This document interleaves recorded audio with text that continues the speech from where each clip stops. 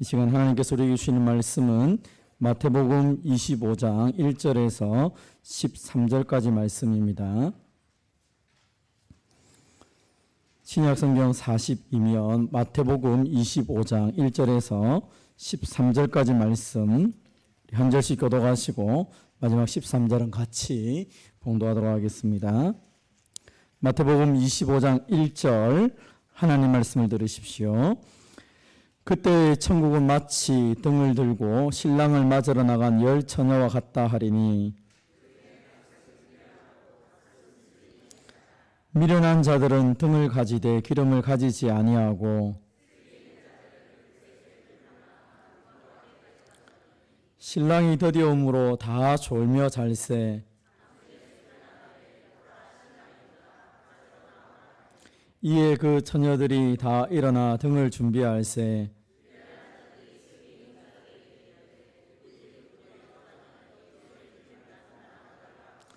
슬기 있는 자들이 대답하여 이르되 우리와 너희가 쓰기에 다 부족할까 하노니 차라리 파는 자들에게 가서 너희 쓸 것을 사라 하니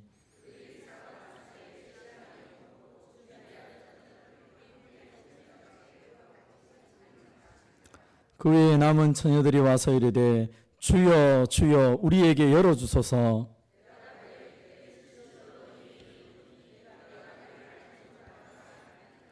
그런즉 깨어 있으라 너희는 그날과 그때를 알지 못하느니라. 아멘. 주여 오시옵소서라는 제목으로 목사님 말씀 전하실 때 많은 은혜 받으시기 바랍니다. 우리에게 또 귀한 시간에 말씀을 주시고 또 하나님께서 보내주신 그 은혜를 생각하며 하나님과 또 우리 목사님께 감사의 박수하겠습니다.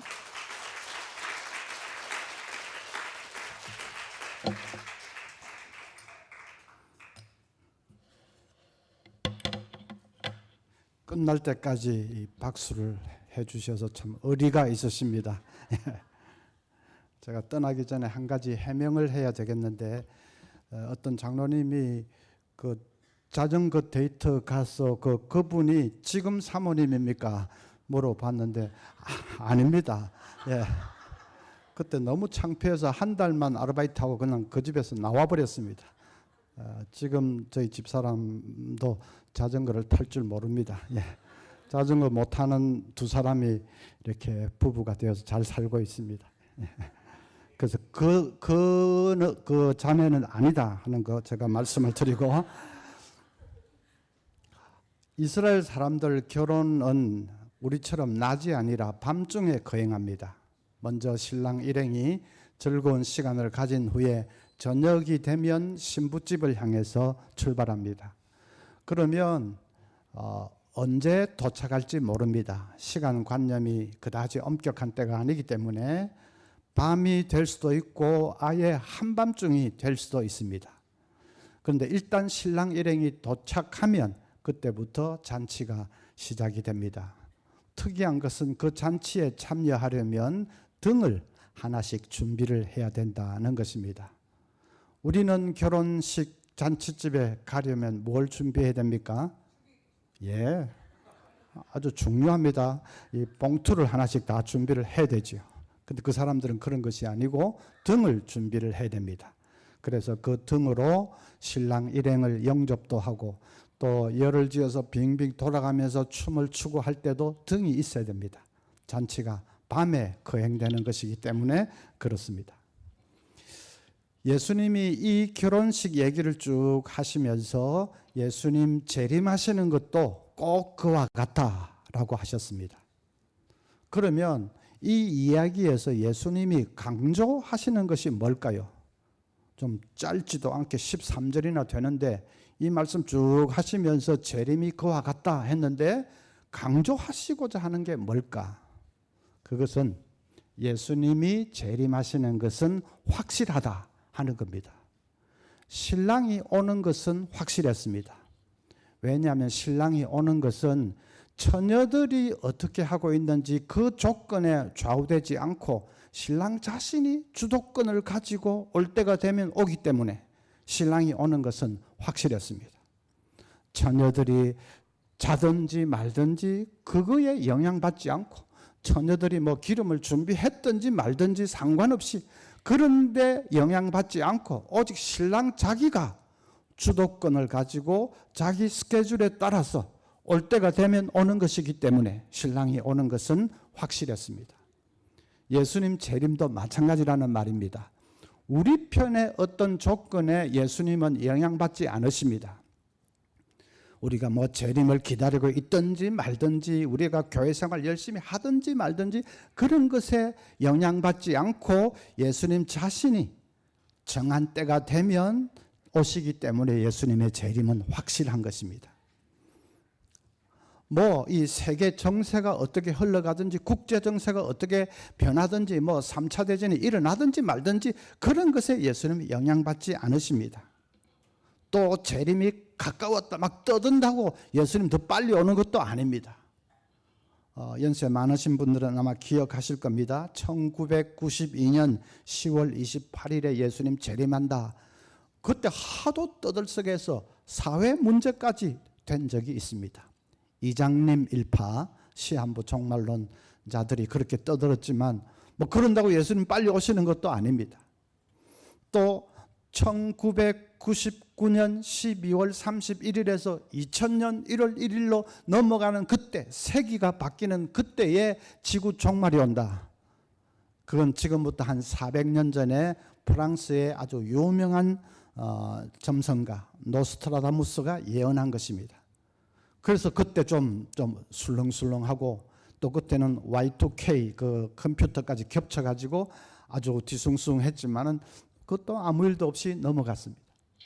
최근에는 2017년 9월 17일 날 다니엘의 71회가 끝나는 날이기 때문에 예수님 재림하신다. 인터넷을 뜨겁게 달군 적이 있습니다. 그것도 그냥 아무 없이 지나갔습니다. 그런 식으로 우리 편에서 뭐 이날이다 저날이다 빨리 오신다 어쩐다 그런 것에 예수님은 영향받지 않으십니다. 한때 어떤 목사님이 그분은 전도를 되게 강조하시는 분인데 뭐 무슨 본문으로 설교하든지 끝에는 이제 전도로 다 빠지는 분인데 그분이 전도는 재림 촉진 운동이다 그렇게 가르쳤습니다. 복음이 땅끝까지 전파되면 그제야 인자가 오리라 하는 그 말씀에 근거해서 우리가 복음을 열심히 전하면 예수님의 재림을 앞당길 수 있다. 재림 촉진 운동. 새마을 운동보다야 낫지만은 그래도 재림 촉진 운동 그런 운동은 없습니다. 재림은 우리가 촉진할 수 있는 어떤 것이 아닙니다. 우리가 영향을 미칠 수 있는 것이라면 그럼 우리가 게을러서 전도를 좀 등한히 하면 예수님 재림은 자꾸 연기되겠네요. 우리가 믿음이 없어서 전도를 안 해버리면 예수님은 영원히 못 오시겠네요. 그런 것이 아닙니다. 우리가 처녀들이 졸든지 말든지 뭐 기름을 준비했든지 말든지 상관없이 신랑은 딱 자기가 정한 스케줄을 따라서 때가 되면 신랑은 오기 때문에 신랑이 오는 것이 확실했듯이 우리 편에서 전도를 하든지 말든지 뭐 누가 며칠에 떠들든지 말든지 무슨 3차 대전이 일어났으면 상관없이 그런데 영향받지 않고 예수님은 예수님 자신이 정한 스케줄과 때가 있겠죠. 그 정한 때에 예수님이 주도권을 가지고 오시기 때문에 예수님이 오시는 것은 확실한 것입니다. 그래서 우리가 장차 재림하시는 그 주님 앞에 선다. 주님을 만난다 하는 것은 확실한 것입니다. 여러분 끝을 안다는 것이 참 중요합니다. 아이들 놀이동산에 가면 막 신나고 또 좀 짜릿짜릿하게 무서운 것도 많고 하는데 제일 겁나는 것은 청룡열차입니다. 청룡열차. 째깍째깍 열차가 톱니바퀴를 따라서 이렇게 올라가서 제일 꼭대기 갔다 싶으면 쏜살같이 막 아래를 향해서 그냥 치달리기 시작합니다. 그럼 사람들은 막 죽는다고 비명을 지르지요. 그런데 자세히 보면 그 비명이 절망의 비명소리는 아닙니다. 절망의 비명소리는 아니고 그냥 너무 무섭기는 하고 또 짜릿짜릿하지만 너무 하여튼 그냥 재미가 있어가지고 무섭기는 해도 그냥 지르는 비명. 그 어떤 사람은 와 하면서 와 비명은 비명인데 승리의 V자를 그립니다. 왜 그런가? 마지막을 알기 때문이죠. 마지막에는 안전하게 딱 도착한다 하는 걸 알기 때문입니다. 진짜로 이게 막 확 치달아가지고 땅에 처박혀서 내가 죽을지도 모른다 하면 이 V자가 뭡니까? 진짜 그건 뭐 절망의 비명소리를 지르겠죠. 그런데 그게 아니고 아무리 그래봤자 괜히 그냥 무섭게 하려고 꽉 하지만은 마지막에는 딱 안전하게 도착한다 하는 것을 아니까 인간적이랑 겁이 나서 막 소리도 지르고 어떤 사람은 오줌도 찔끔찔끔 싸고 하겠지만은 그래도 이게 V자를 그릴 수 있는 것이 끝에는 내가 이긴다 이거죠. 우리 삶이 꼭 그렇습니다. 우리 크리스찬의 삶은 그렇습니다. 살면서 뭐 어려운 일도 당하고 시련도 당하고 병원에 갔더니 뭐 암입니다 그런 소리 들을 수도 있고 해도 그래봤자 우리는 마지막에는 우리 다시 오시는 그 주님 앞에 서서 주님을 만나게 될 것입니다. 주님께서 사랑하는 내 아들 내 딸아 잘했다 충성된 종아 생명의 면류관을 우리에게 씌워주실 것입니다.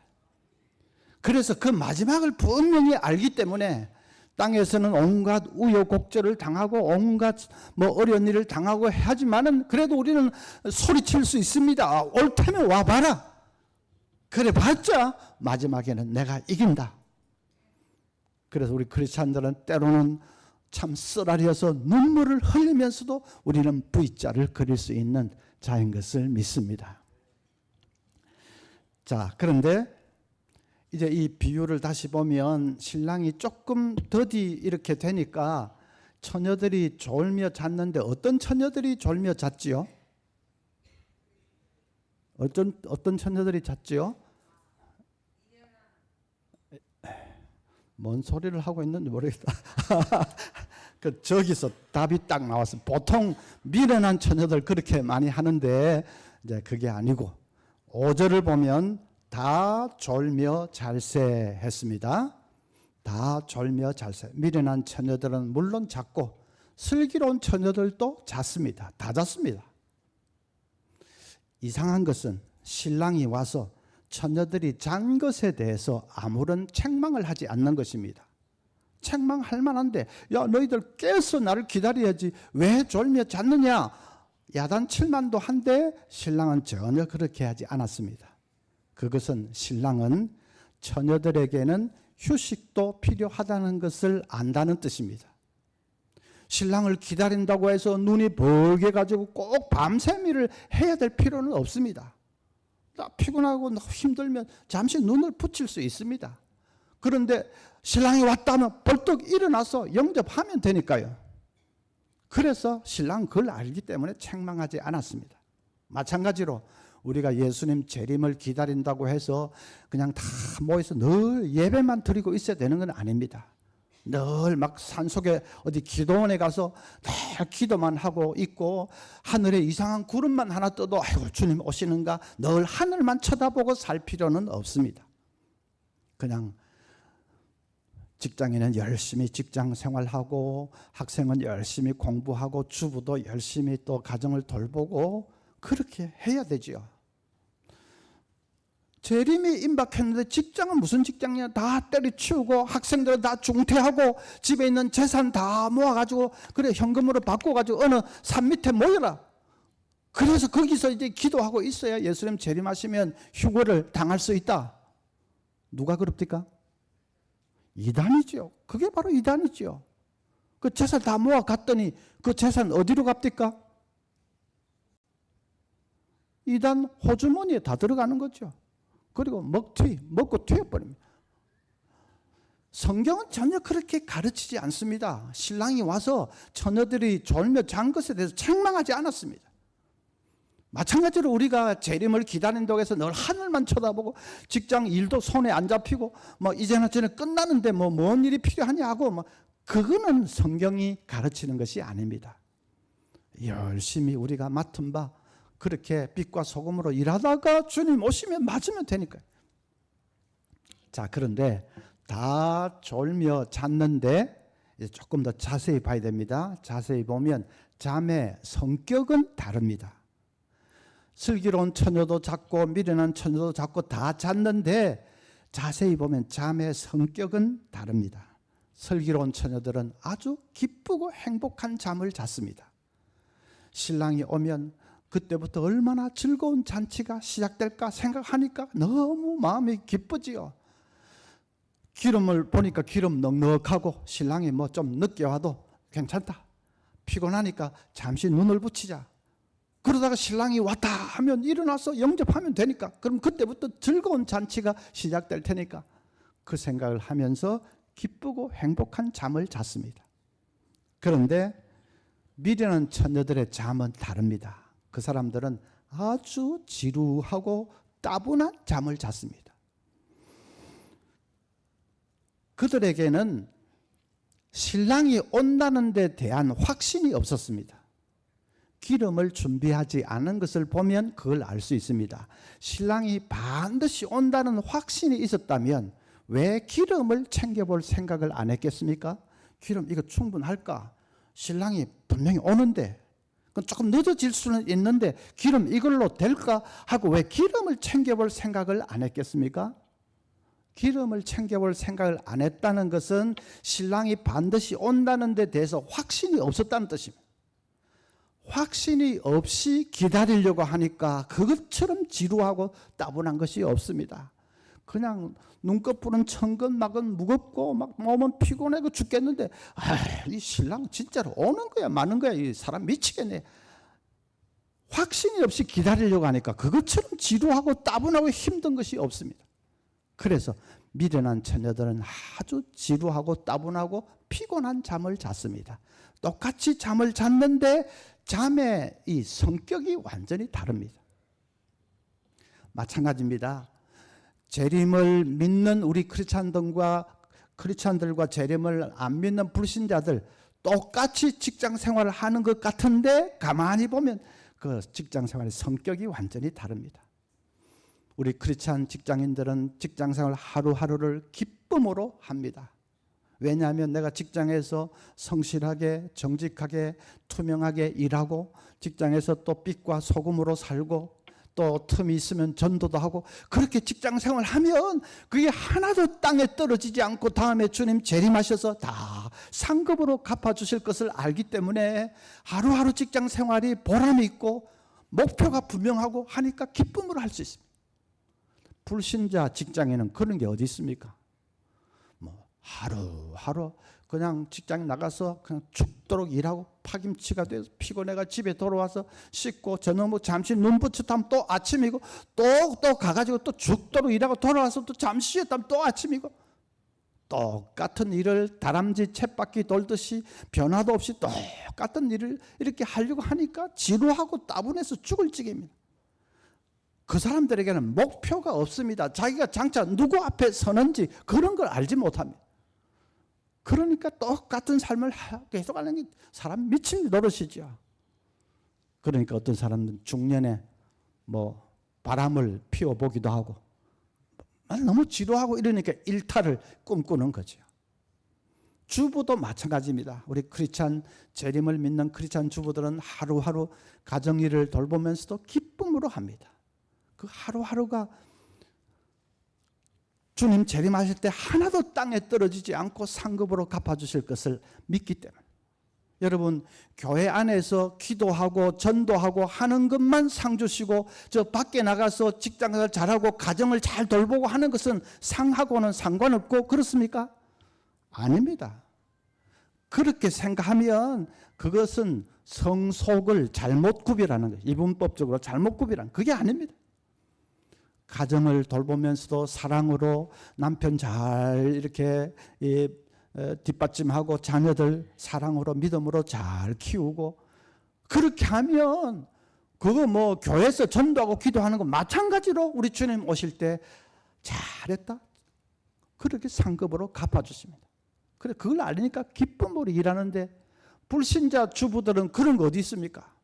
하루하루 똑같은 삶을 자기가 장차 누구 앞에 서는지 앞으로 어떻게 되는지 그건 모르니까 그냥 이 가정 생활하는 게 지루하기 짝이 없습니다. 먹고 나면 치우고 그냥 먹을 때는 좋지만 치울 때는 얼마나 짜증납니까? 금방금방 막 이 그릇이 산더미처럼 쌓여가고, 그 먹는 놈 따로 있고 치우는 놈 따로 있나, 짜증이 나면 어떨 때는 그릇 팍 깨버리고 싶습니다. 그래서 처녀들이 다 잠을 잤지만 그 잠의 성격이 완전히 다르듯이, 다 같이 직장 생활하고 다 같이 전업주부로서 가정을 돌보고 하지만은 그 내용이 예수님의 재림을 믿는 사람과 그렇지 않는 사람은 완전히 다릅니다. 우리는 이 땅에서의 하루하루의 삶을 정말 기쁨과 소망으로 할 수 있는 줄 믿습니다. 자, 그런데 이제 또 이런 문제가 있죠. 그 재림이 그렇게 중요한가? 우리 죽으면 천국 가는데, 뭐 예수님이 꼭 이 땅에 재림하든지 말든지 나는 천국 가는데 재림이 그렇게 중요한가? 이런 생각이 들 수가 있습니다. 여러분, 우리가 죽어서 천국 가는 것은 우리 영혼만 가는 것입니다. 영혼만 천국에 들어가서 안식을 누립니다. 몸은 이 땅에 그대로 남아 있습니다. 아마 납골당에 안치가 되겠죠. 몸은 그대로 남아 있습니다. 그 몸은 예수님이 재림하실 때에 부활합니다. 빌립보 3장 21절, 그는 만물을 자기에게 복종하게 하실 수 있는 자의 역사로 우리의 낮은 몸을 자기 영광의 몸의 형체와 같이 변하게 하시리라. 우리 몸이 예수님 부활하셨을 때의 몸처럼 변화된다는 말입니다. 예수님 부활하셨을 때 그 몸은 그냥 다시는 아프지도 않고 죽지도 않고 병들지도 않는 불멸의 몸으로 변화되셨지요. 그리고 문을 닫아 걸어놓아도 쑥 들어올 수 있는 시공을 초월하는 능력의 몸으로 변화되셨습니다. 예수님 재림하실 때 우리 몸도 부활해서 그렇게 변화된다. 불멸의 몸, 그 다음에 능력의 몸으로 변화된다. 빌립보서에서 분명히 말씀하지요. 우리 몸이 변할 뿐 아니라 이 세상과 이 우주도 완전히 변화되게 됩니다.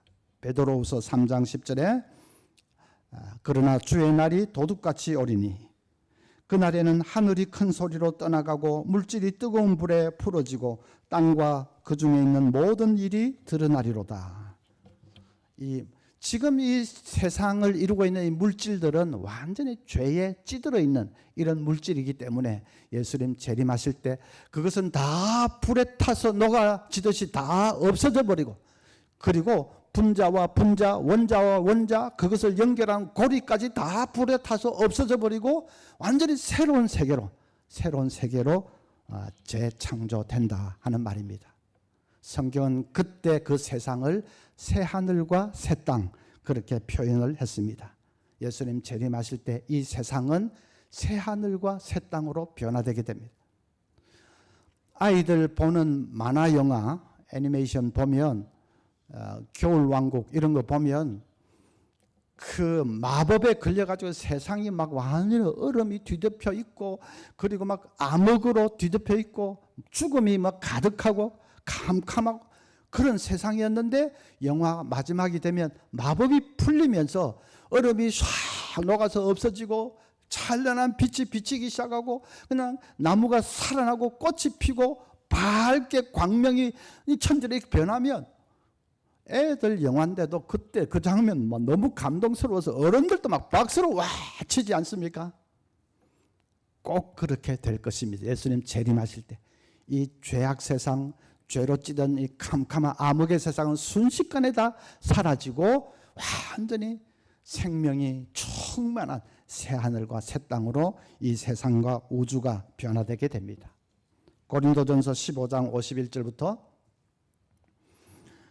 보라, 내가 너희에게 비밀을 말하노니 우리가 다 잠잘 것이 아니요 마지막 나팔에 순식간에 호련히 다 변화되리니 나팔 소리가 나매 죽은 자들이 썩지 아니할 것으로 다시 살아나고 우리도 변화되리라. 자, 복습을 한번 해보겠습니다. 우리는 죽으면 바로 천국에 갑니다. 그런데 그건 우리 영혼만 가는 것입니다. 몸은 흙으로 혹은 납골당의 죄로 이렇게 해서 몸은 이 땅에 남아 있습니다. 그런데 그 몸이 중요합니다. 몸이 없으면 어떤 의미에서는 진정한 나라고 할 수 없습니다. 천국에 가는 것은 우리 절반만 가는 것입니다. 영혼만 가는 것이니까 우리 절반만 가는 것입니다. 나머지 절반은 이 땅에 남아 있습니다. 그 나머지 절반까지 있어야 온전한 나라고 할 수 있습니다. 그런데 그게 어떻게 됩니까? 예수님 부활하실 때 그 나머지 절반, 이 몸이 부활하고 천국에 이미 가 있는 영혼과 결합해서, 그래서 새하늘 새 땅에서 영원히 살게 됩니다. 그건 불신자도 마찬가지입니다. 불신자들 죽으면 지옥 가는데 그건 자기들 영혼만 가는 것입니다. 몸은 여전히 이 땅에 남아 있습니다. 예수님 재림하실 때 그 몸도 부활해서 지옥에 있는 영혼과 결합해서, 그래서 이제 진짜로 영원한 형벌의 장소로 던져지게 되는데, 성경은 그것을 불못이라고 혹은 유황불못이라 그렇게 표현했습니다. 요한계시록 20장 13절부터 바다가 그 가운데서 죽은 자들을 내주고 또 사망과 음부도 그 가운데서 죽은 자들을 내주매 각 사람이 자기의 행위대로 심판을 받고 사망과 음부도 불못에 던져지니 이것은 둘째 사망 곧 불못이라.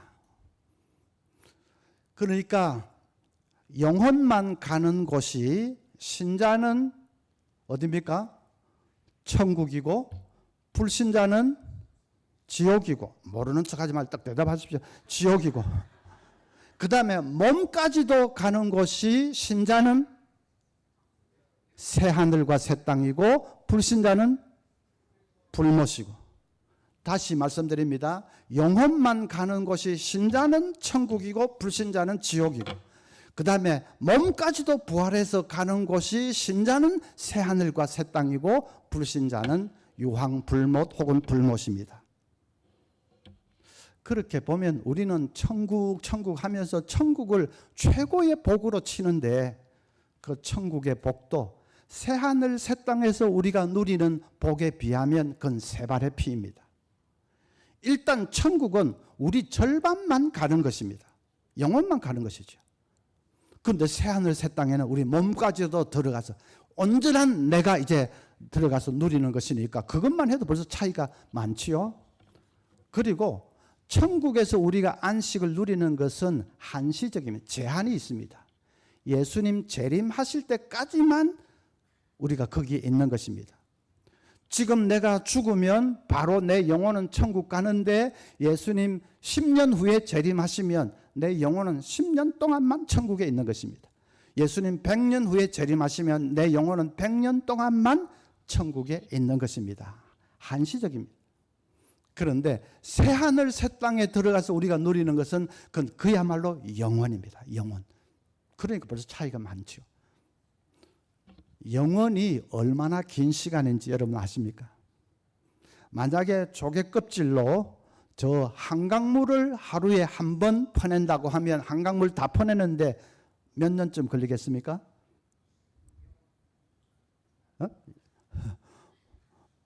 대낮에는 말하지 말고. 예, 그거는 어렵지 않습니다. 수리공학을 한 분은 계산 잘 할 수 있을 겁니다. 한강 길이가 얼마며 폭이 얼마며 평균 깊이가 얼마인지 그 곱하기 딱 하면 전 한강 수량이 나올 거 아닙니까? 조개 껍질 하나에 담길 수 있는 물 하면 몇 cc 나올 거 아닙니까? 나누기 딱 하면 금방 나오겠죠. 아마 수만 년은 걸릴 겁니다. 한강물 그 전체를, 그 조개 껍질을 하루에 한 번 퍼내는데 수만 년은 걸리겠죠. 만약에 태평양 바닷물을 조개 껍질로 하루에 한 번 퍼내면 태평양 바닷물 다 퍼내는데 몇 년째 걸릴까? 수십억 년은 걸릴 겁니다. 계산은 안 해봤지만 수십억 년은 걸릴 겁니다. 만약에 조개 껍질로 태평양, 대서양, 인도양, 저 북극해, 남극해, 지구상에 있는 바닷물을 다 퍼낸다면, 하루에 한 번 해서 다 퍼낸다면 몇 년쯤 걸릴까? 그거는 억으로도 안 되고 한 조년쯤, 발음이 좀 이상하네. 예. 발음이 이상하니까 조년이라고 하지 말고 그냥 수천억 년, 여러분 수천억 년 걸릴 겁니다. 수천억 년 걸려서 조개껍질로 지구상의 바람을 다 퍼내도 영혼은 아직 시작도 하지 않았습니다. 그게 영혼이라는 것입니다. 수천억 년 걸려서 바람을 다 퍼내도 영혼은 아직 시작도 안 했다니까요. 그게 영혼입니다. 우리는 예수님 재림하시면 이제 몸마저도 부활해서 새하늘 새 땅에 들어가서 그렇게 영원히 주님과 함께 살 것입니다.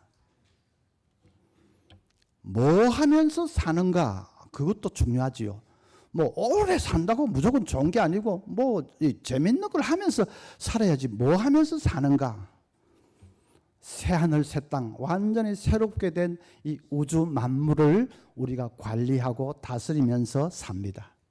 에덴 동산을 생각해 보면 됩니다. 아담 하와가 하나님이 지으신 그 아름다운 동산의 동식물들을 관리하고 도와주고 번창할 수 있도록 잘 이렇게 다스렸지 않습니까? 아담 하와는 하루하루가 정말 신바람이 났을 겁니다. 죄만 짓지 않았다면 그렇게 해서 거기서 영원히 사는 건데 죄 짓고 이제 쫓겨났죠. 그게 뭐 인류 최대의 불행이죠.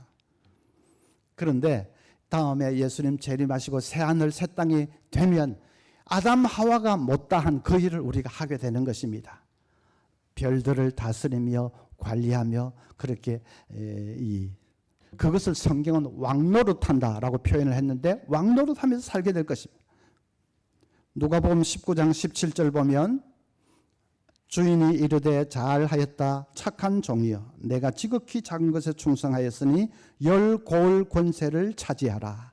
어떤 사람에게는 10고을 다스리는 권세를 주고 어떤 사람은 5고을 다스리는 권세를 주고 했는데 이 고을이라는 말을 별로도 행성으로도 번역할 수 있다고 어떤 신학학자들은 그렇게 해석을 했습니다. 어떤 사람의 10개의 행성 별들을 다스리는 권세를 두고 5개의 별들을 다스리는 권세를 주고 그때는 무슨 여러분 영화를 보면 막 이렇게 우주선을 타고 몇백 년 걸려서 날아가고 하는데 그때는 그렇게 할 필요가 없어요. 우리 몸 자체가 시공을 초월하는 능력의 몸으로 변화됐기 때문에 별들과 별들을 이동하는데 뭐 시간이 걸리고 하는 것도 없습니다. 그래서 이 행성들을 다스리며 이제 살게 될 텐데 어떤 분은 아이고 그래 봤자 그 일한다는 말 아니냐. 나는 일이라면 딱 질색인데 이 땅에서 지겨워 죽겠는데 다음에 새하늘 새 땅에 가서도 또 일해야 된다면 아이고 나는 좀 그렇다 이러는 분이 계실지 모르겠는데 아닙니다. 지금 우리가 하는 이 일은 죄의 결과지요. 그래서 이마에 땀이 흘러대고 가시와 엉겅퀴가 나고 이렇게 좀 심판을 받아서 이렇게 일하는 것이지 새하늘 새 땅의 일은 그게는 죄가 전혀 없습니다. 그래서 정말 우리의 창의성과 역량과 이 힘을 마음껏 발휘해서 하나님이 새롭게 재창조하신 이 모든 우주 만물을 정말 조화롭게 번창하고 잘 성장하고 발전할 수 있도록 신바람 나게 일하게 될 것입니다. 그리고 쉬는 시간에는 어쩌면 베토벤이 직접 지휘하는 그 웅장한 오케스트라를 들으면서 황홀에 빠질지도 모릅니다. 베토벤이 구원받은 사람이라면 새하늘 새 땅에 분명히 있겠죠. 그러면 직접 지휘하는 그 음악을 들으면서 그때는 우리도 우리의 예술성과 미적 감각과 이런 게 100% 완성이 되기 때문에 진짜로 베토벤의 음악 그 완전히 100% 다 소화하면서 정말 황홀경에 빠지게 될 것입니다. 아무리 이렇게 설명해도 실감이 잘 안 나시는 분은 제가 실감이 확실히 나도록 말씀드릴게요. 골프 좋아하는 분들이 계시죠. 천국에 골프가 있을까 없을까? 머리 굴리고 계시네요. 제가 어떤 목사님은 저도 잘 모르겠습니다. 안 가봐서 그러는데 아니 목사님이 그렇게 말씀하시면 곤란하지요. 왜 모릅니까? 제가 확실하게 대답해 드릴게요. 천국에는 골프가 없습니다.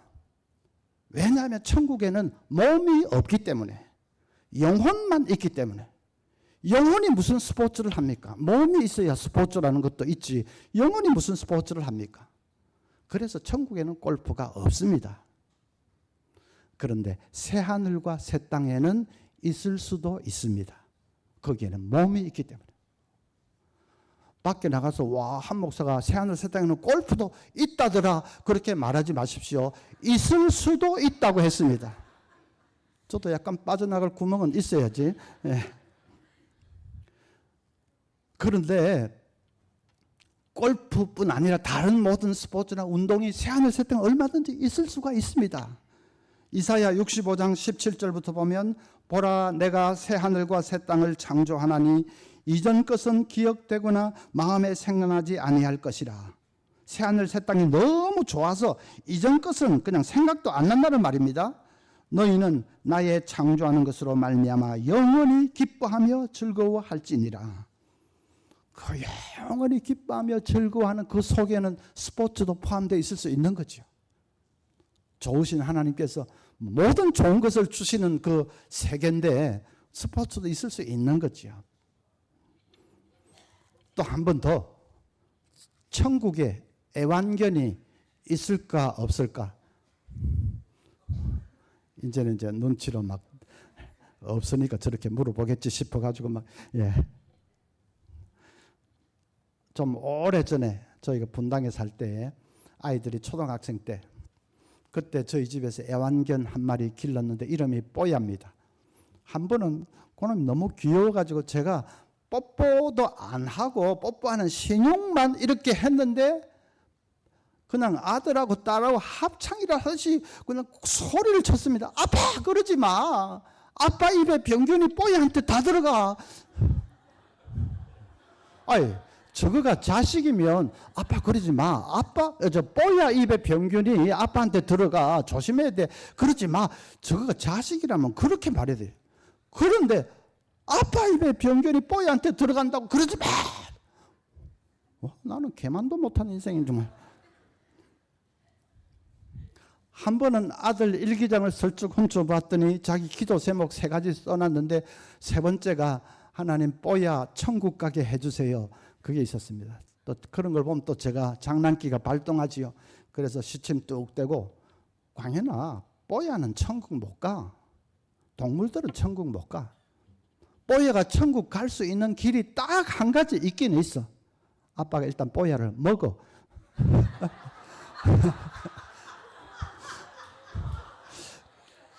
그러면 다음에 아빠가 천국 갈 때 뽀야 아빠 뱃속에서 같이 갈 수 있는. 그랬더니 막 아들이 막 눈을 부라리면서 아빠 목사 맞아. 와, 농담 한번 했다가 목사 모가지 떨어질 뻔했어. 혹시 애완견 기르시는 분 상처받지 마십시오. 예. 그 옛날에는 뭐 한 번씩 먹었습니다. 지금은 뭐 하면 안 되고. 그리고 또 먹는 종류도 조금 달랐습니다. 어쨌든 뭐 제가 농담이니까 상처받지는 마시고. 동물은 천국에 없습니다. 천국에는 동물이 없습니다. 애완견이 없습니다. 왜냐하면 천국은 영혼만 가는 곳인데 동물은 영혼이 없지 않습니까? 그래서 천국에는 애완견이 동물이 없습니다. 그러나 새하늘 새 땅에는 있을 수도 있습니다. 거기는 몸이 있기 때문에. 제 말이 아니고 이사야 11장 6절부터 보면 그때에 이리가 어린 양과 함께 살며 표범이 어린 염소와 함께 누우며 송아지와 어린 사자와 살찐 짐승이 함께 있어 어린 아기에게 끌리며 암소와 곰이 함께 먹으며 그것들의 새끼가 함께 엎드리며 사자가 소처럼 풀을 먹을 것이며 젖먹는 아기가 독사의 구멍에서 장난하며 젖된 어린 아기가 독사의 굴에 손을 넣을 것이라. 800년 전에 그러니까 2800년 전이죠. 이사야 선지자가 새하늘 새 땅의 비전을 바라보면서 지금 쭉 읊은 건데 여기에 많은 동물들, 이것이 단순히 문학적인 표현, 무슨 수사학적인 표현이라고 생각되지는 않습니다. 그러기에는 이 묘사가 너무 구체적입니다. 새하늘 새 땅의 비전을 바라보면서 선지자가 말한 것이죠. 동물들 다 있습니다. 우리가 상상을 해봐도 하나님이 지으신 새하늘 새 땅 그 완성된 너무나도 좋은 그 세상에 식물도 없고 동물도 없고 인간들만 덩그렇게 살아가고 있다. 그렇게는 생각되지 않습니다. 그래서 다 있는 것이죠. 천국도 좋지만은 새하늘 새 땅은 더 상상할 수 없을 만큼 거기서 우리는 정말 영생 복락을 누리게 될 것입니다. 그것을 아주 위대한 신학자 C.S. 루이스는 이렇게 새하늘 새 땅에서 우리가 누릴 복을 이렇게 말했습니다. 하나님은 아무리 연약하고 더러운 인간이라도 남신과 여신으로 만드실 것입니다. 지금으로서는 도무지 상상할 수 없을 만큼 힘과 기쁨과 지혜와 사랑으로 약동하는 눈부시게 빛나는 불멸의 존재로 만드실 것입니다. 그분 자신의 다함없는 능력과 즐거움과 선함을 완벽하게 반사하는 티 없이 맑은 거울로 만드실 것입니다. 우리 한 사람 한 사람 다 남신과 여신처럼 된다는 말입니다. 하나님의 완전하심을 그대로 반사하는 한 점 티 없는 거울처럼 될 것이다 하는 말이죠. 예수님은 그것을 그 복을 한마디로 이렇게 표현하셨습니다. 그때의 의인들은 자기 아버지 나라에서 해와 같이 빛나리라. 마태복음 13장 43절. 그때의 의인들은 자기 아버지 나라에서 해와 같이 빛나리라. 자, 좀 오해하지 않도록 확실하게 해둬야 될 게 있습니다. 어떤 분은 마음에 의문이 생길 겁니다. 그러면 앞으로는 천국에서 영원히 산다 말하면 안 되는 건가? 천국에서 영원히 산다고 그렇게 말하면 그 틀린 건가 하는 의문이 생길 겁니다.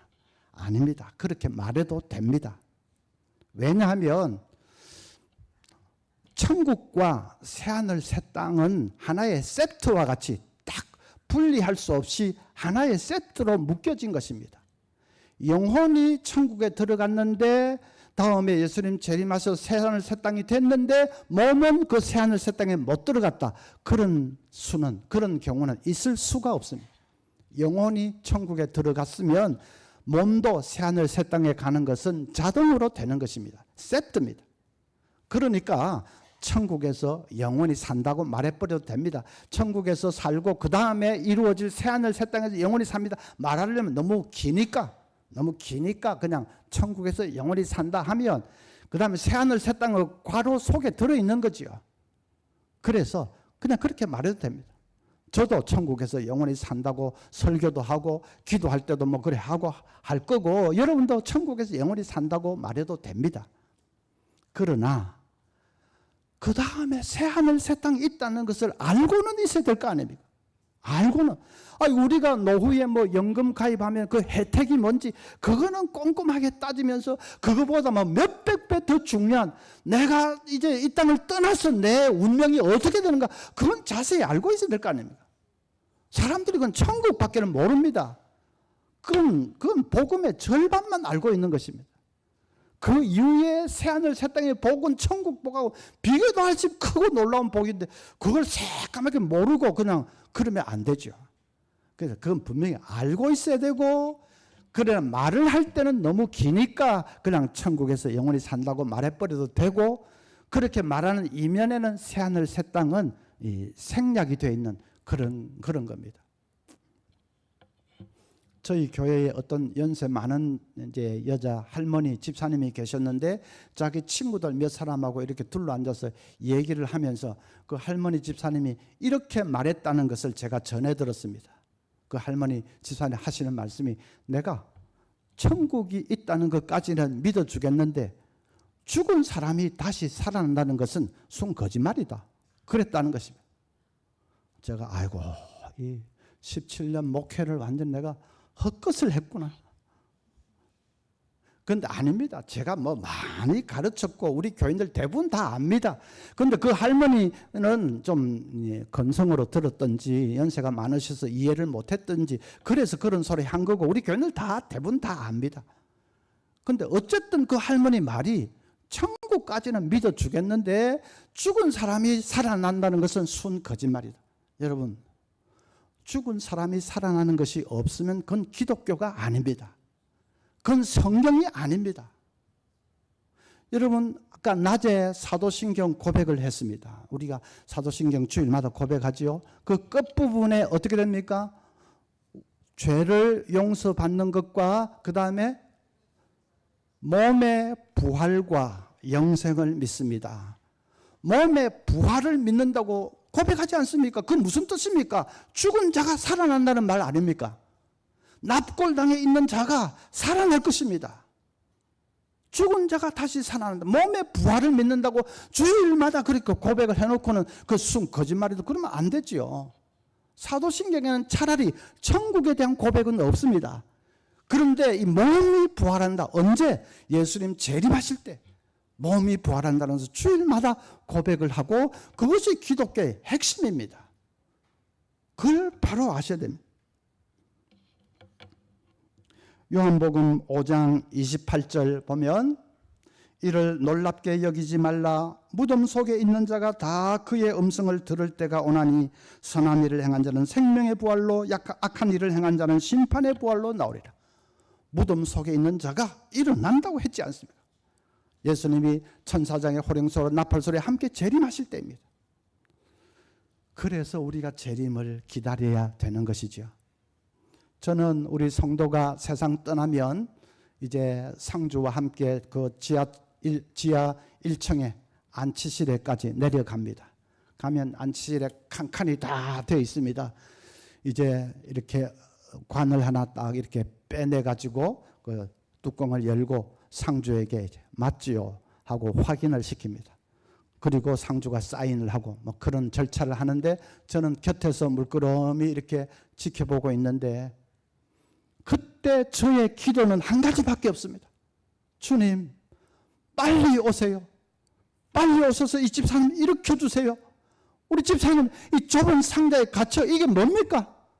이게 뭡니까? 주님 빨리 오셔서 일으켜 주세요. 저는 그때 이제 천국 가셨으니까 위로 받읍시다. 그렇게 말하지 않습니다. 물론 위로 받아야 되지요. 근데 사람들이 이제 다 끝난 줄로 생각합니다. 천국 갔으니까, 좋은 데 갔으니까 다 끝난 줄로 생각합니다. 몸을 어떻게 할 것입니까? 몸이 없으면 진정한 그 사람이라고 말할 수 없습니다. 절반입니다. 몸이 살아나야 됩니다. 예수님 재림하실 때. 교인들이 예수님 재림을 사모하지 않습니다. 천국 때문이죠. 어이구 내가 죽으면 천국 가는데 그 다음에야 뭐 예수님이 이 땅에 오시든지 말든지 나하고는 상관없다. 나는 천국 갔으니까 끝났. 그게 아닙니다. 예수님 재림하셔서 일으켜 주셔야죠. 그리고 새하늘 새 땅이 시작되고 그러면 말할 수 없는 복락을 우리가 누리게 되는 것입니다.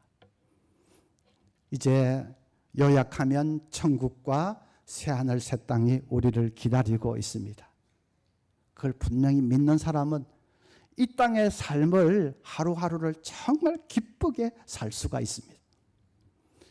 요즘은 이 짝대기 하나 쫄병들도 휴가 갈 때 비행기 타고 가는 사람들 좀 많습니다. 제가 이제 김포공항에 좀 바쁜 일이 있어서 나가보면 짝대기 하나 쫄병이 그냥 휴가 간다고 비행장에서 공항에서 얼씬얼씬 하고 있는데 이것들이 기압이 빠져도 보통 빠지냐.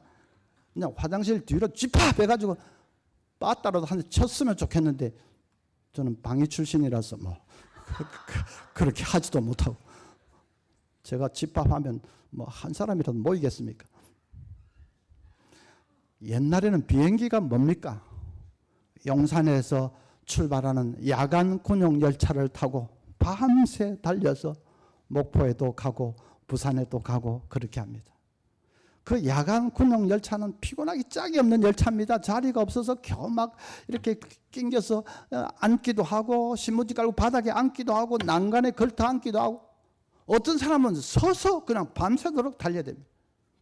그런데도 자세히 한번 보십시오. 그렇게 뭐 비좁고 막 하다고 찡그리는 사람 한 사람도 없어요. 전부 얼굴에 싱글벙글 웃음꽃이 만발하고 행복의 꽃이 만발했습니다. 왜 그럴까요? 이건 별로 어려운 문제가 아니니까 이건 눈치를 조금만 발동해도 알 수 있게.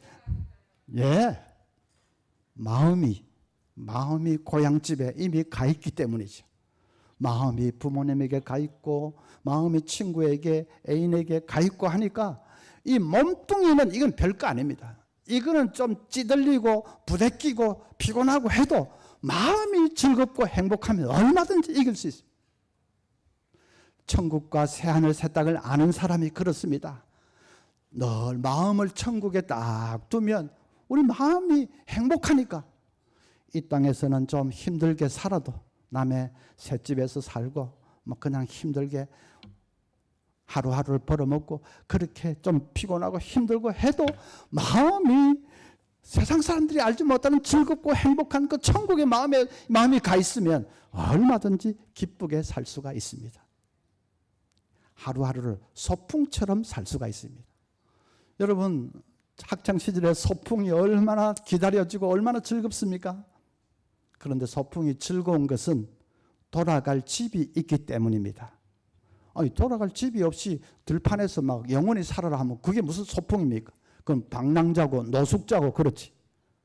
돌아갈 집이 있기 때문에 소풍이 즐겁고 그 하루가 즐겁고 행복한 거죠. 우리에게는 돌아갈 집이 있습니다. 그래서 하루하루 소풍처럼 살 수 있습니다. 불신자들은 저 집이 완전히 사업 망했다고 하던데 근데 웃어?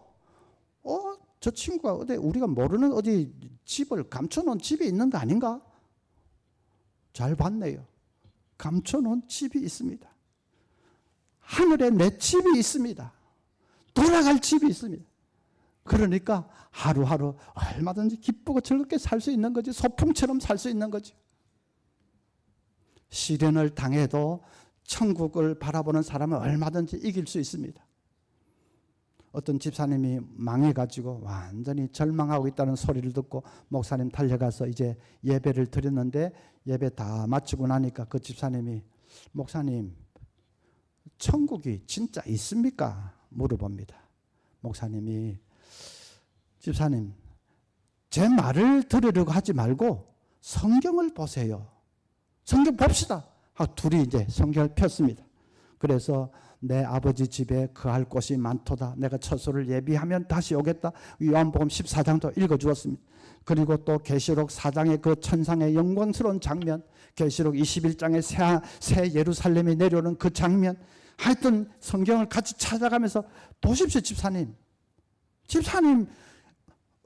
다른 건 몰라도 성경은 하나님 말씀으로 믿지 않습니까?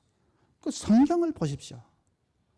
그 집사님이 눈물을 흘리면서 말했습니다. 목사님 감사합니다. 그러면 제가 밑바닥부터 다시 한번 시작해 보겠습니다. 이 고난과 시련도 결국은 다 지나가는 거겠죠. 그리고 천국에 가면 오늘의 이 고통도 아마 추억거리가 되겠죠. 그래서 제가 다시 한번 시작해 보겠습니다. 그랬다고 합니다. 정말 그렇습니다.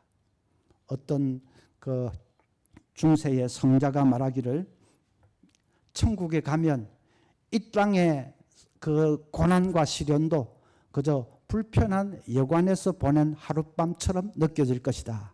그렇게 말을 했습니다. 좀 싸구려 불편한 여관에 하룻밤 지나는 거 좀 불편하지요. 그래도 그건 하룻밤이고 뭐 다음에 내 집에 돌아가면 그거는 하나의 그것도 추억이 될 것이요. 이 땅의 시련과 고난과 마찬가지라면 천국에 가서 보면 그저 불편한 여관에서 보낸 하룻밤 정도. 그래서 얼마든지 이길 수 있다는 말입니다. 뉴욕에 사는 어떤 여자 집사님이 심장 수술을 하게 됐는데 아주 대수술을 하게 됐습니다. 무사히 깨어날 수 있을 것을 장담을 할 수가 없는 아주 좀 위험한 수술을 하게 되었습니다. 그런데 그 집사님 믿음이 좋은 분입니다. 수술실에 들어가기 전에 이렇게 기도했다고 합니다. 하나님, 이 세상에 소풍 나와서 잘 살았습니다. 한 남자를 만나 죽도록 사랑도 했고 자녀들 키우며 행복하게 살았습니다. 이제 소풍 다 마치고 집으로 돌아갑니다.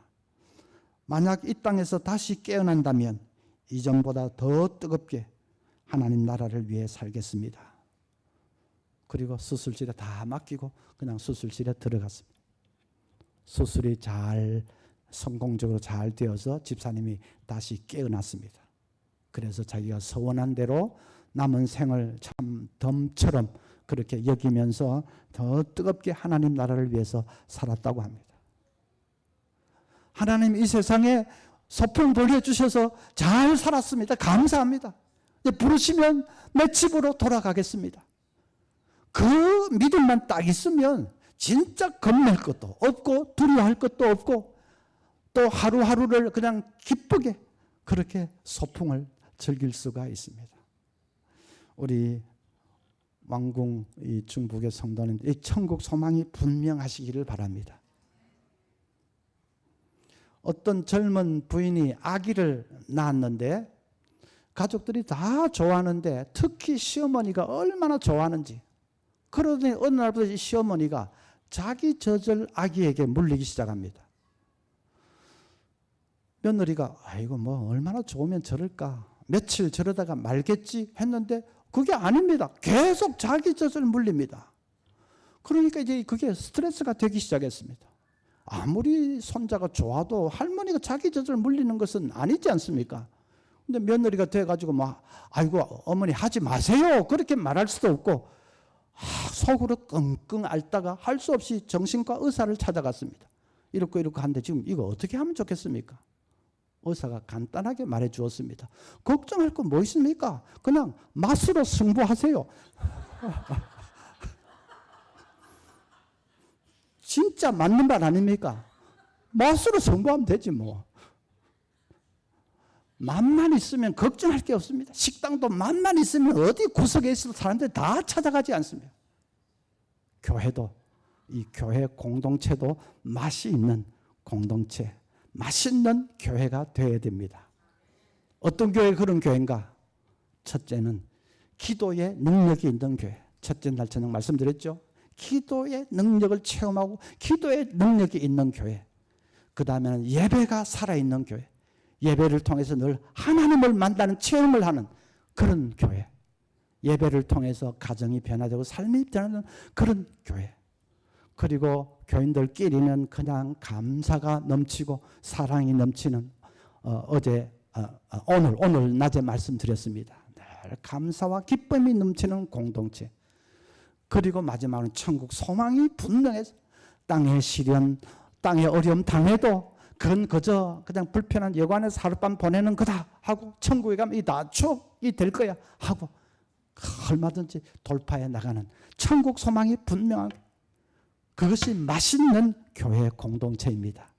그러면 진짜 주의 불신자들이 모여들게 되어 있습니다. 초대교회 그렇지 않습니까?